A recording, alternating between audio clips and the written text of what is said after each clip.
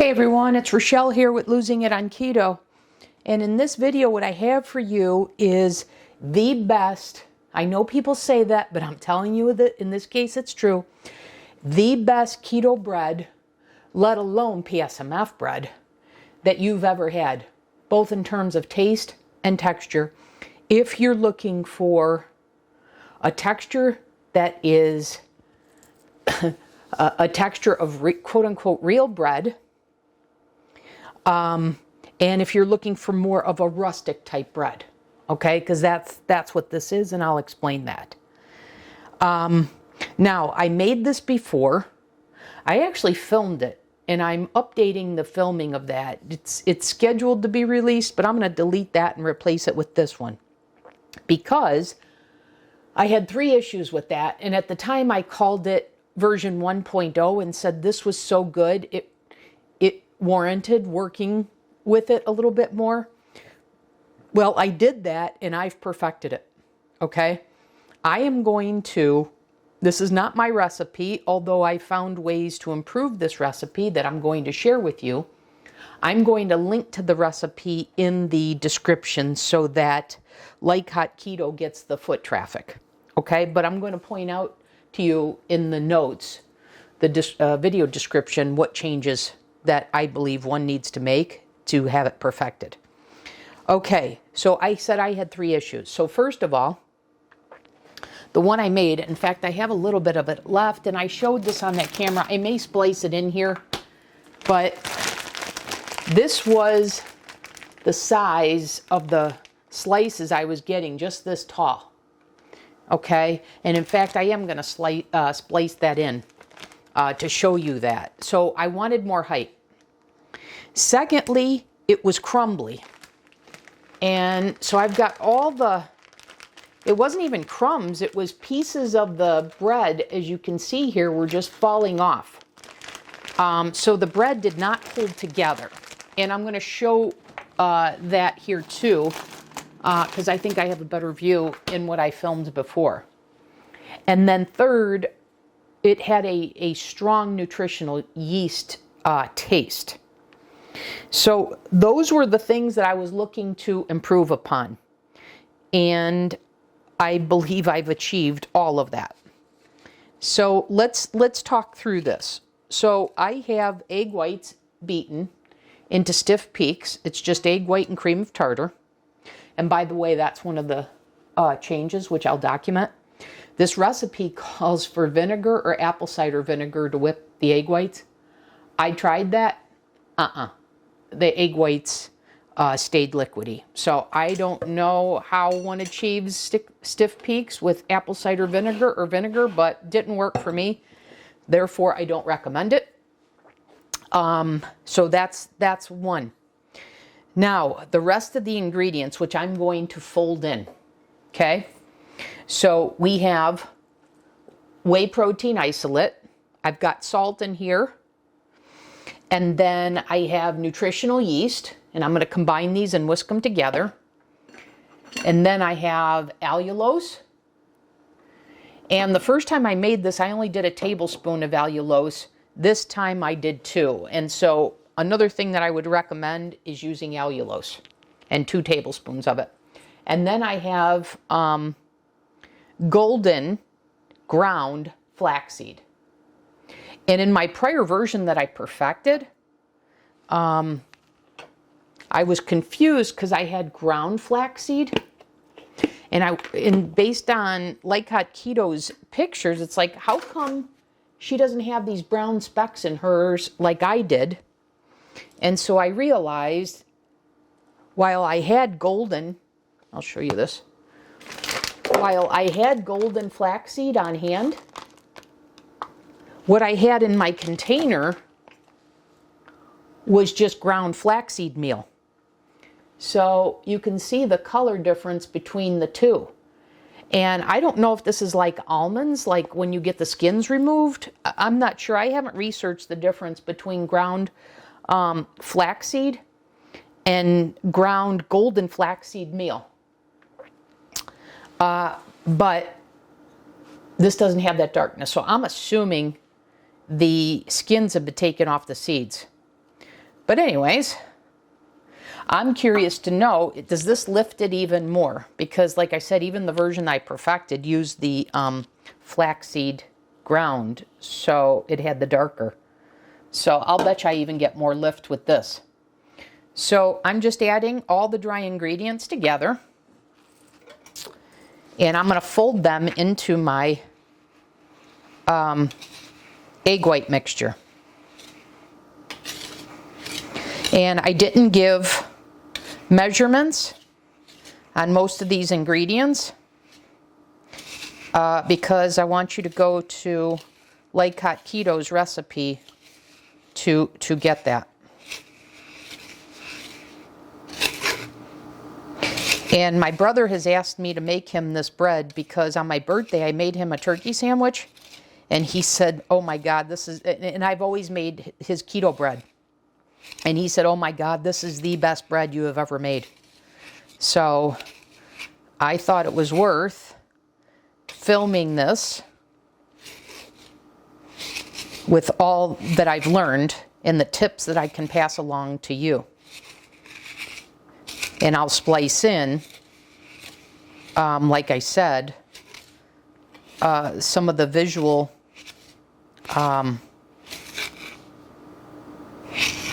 indicators as to what happened the first time I made this, where I said it needed work, and when I perfected it. So I've got this whisked in, so I'm going to fold that in. So I'm going to do it like a fourth of the mixture at a time. And one of the other things, and like Keto says this, is she's found a taller pan works. So I recommend that. So I have this tall pan here that they say is like, you know, Wonder Bread. And I'm going to show you, and I showed this in the other video, but I want to do less editing, so I'll show you again on here. But I made it in this pan the first time versus this pan this time. So I want you to see. Let me see if I do it like that, and you can see the difference better. So you see how much taller this is? It's a little bit shorter and taller, and this worked beautifully. Okay, so I have sprayed it, and I have made a sling, like a T. I've made a sling for the parchment paper, and it comes out perfect. I had no trouble getting it out when I made this the other day. Okay, so anyways, let's get to making the batter here. Finishing the batter, I should say. All right, so I'm going to go a fourth at a time here. So you want to just fold this in. And the first time I made this, I mixed this in using the stand mixer. And I think it deflates too much. So I think folding it in is the better way to go to minimize the deflation. Now it's definitely going to deflate. I'm just looking to minimize that. Okay? Okay. And you do get a strong nutritional yeast in this batter. I mean, a strong nutritional yeast smell in this batter. Batter, dough, whatever you want to call it.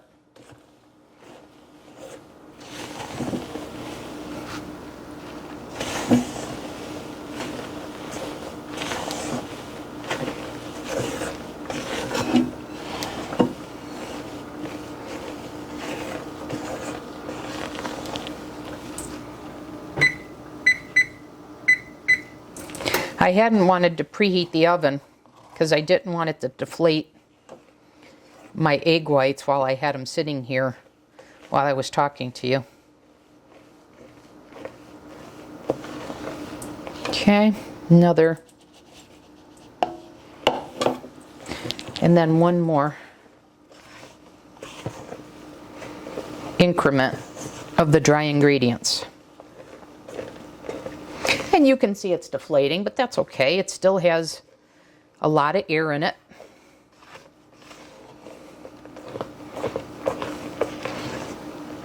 Okay, one more.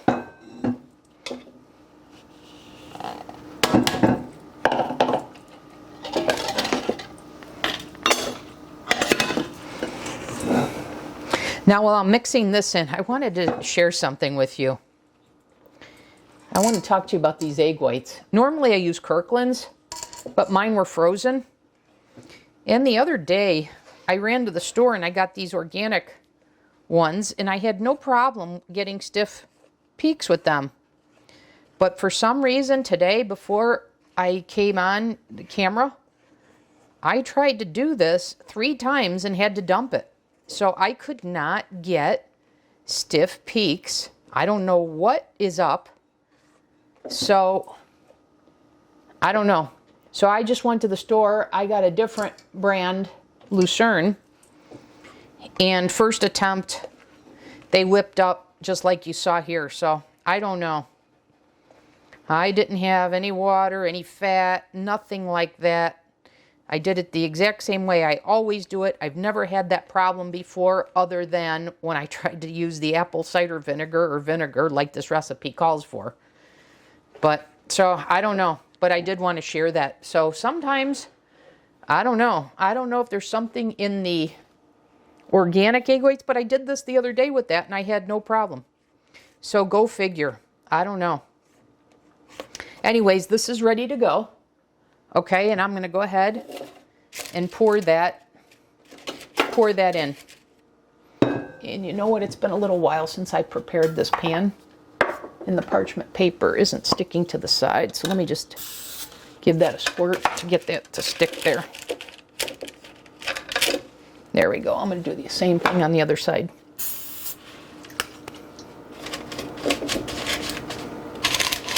Okay.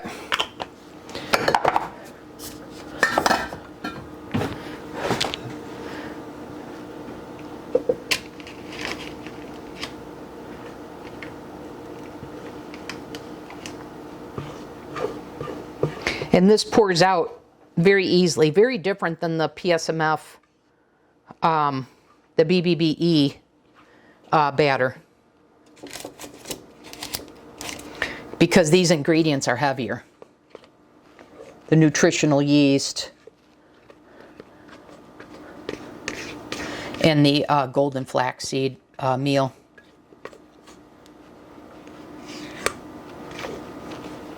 All right, we've got just a little bit of batter left here.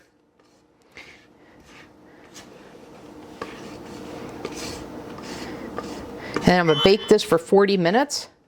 And then I'm going to leave it sitting in the oven for at least 15 minutes.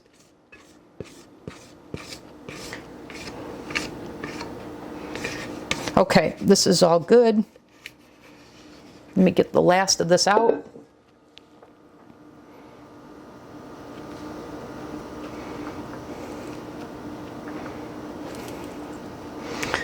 Okay, let me tamp this down. She says to flatten it. You can see that's nice and flat. And then I always like to, when I'm making loaves of bread, I always like to put them on a baking sheet because they're easier to maneuver in and out of the oven. So I'm going to do that here as soon as I rinse this off. And another thing, I always like to rinse the egg white mixture right out of the mixing bowl as soon as I transfer, because it's the easiest time to clean. Don't give it a chance to dry. I'd mentioned before, my brother's a chef, and he doesn't cook as often as he should from scratch because he hates the cleanup, but I try and convince him that if he would just do this as he goes, it's not a big deal. Okay, so anyways, let me get a small baking sheet. And the oven's not preheated fully yet, so we got to wait on that. But this fills up, I would say, about 40% of the loaf pan. And now while we're waiting for the oven, let me get this away because I don't want the heat to deflate this anymore. But while we're waiting for the oven, there's one other thing. I said this is PSMF friendly, so I wanted to share those macros with you. So when I made this the other day, I got 16 slices out of this and they all held together. It fully eliminated the crumbling. So in those 16 slices then, I said, okay, well, if you're going to use a sandwich or whatever, it's 2 slices. So, 8 overall servings. So for 2 slices, the macros are 88 calories, 15 grams of protein, 1 gram of fat, total carbs and net carbs. Total carbs are 4, net carbs are 2, for a protein to energy ratio of 5.0. So pretty PSMF friendly, given the ingredients that we're dealing with and given the result we get with this. So, okay, the oven's ready to go. So I'm going to go ahead and pop this in, and I will see you in the next segment. Okay, so the bread came out of the oven a little while ago. It's been cooling. I took it out of the pan, but I haven't had a chance to take it off the parchment paper. So I just thought I'd do that to show you how easy it is. So let's see here.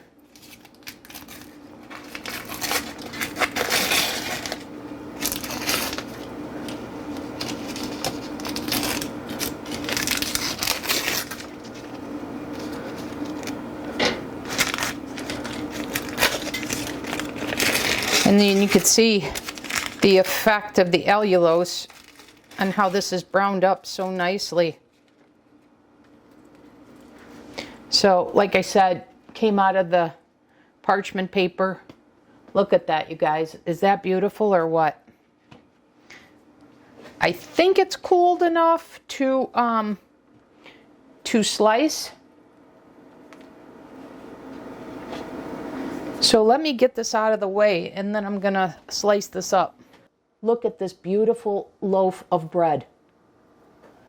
Look at this beauty. I didn't even want to cut it. It's so gorgeous. So you see here, I started to cut because I was anxious to see where these slices going to hold together. And look at that. Look at this beautiful loaf. So my nephew's laughing at me in the background.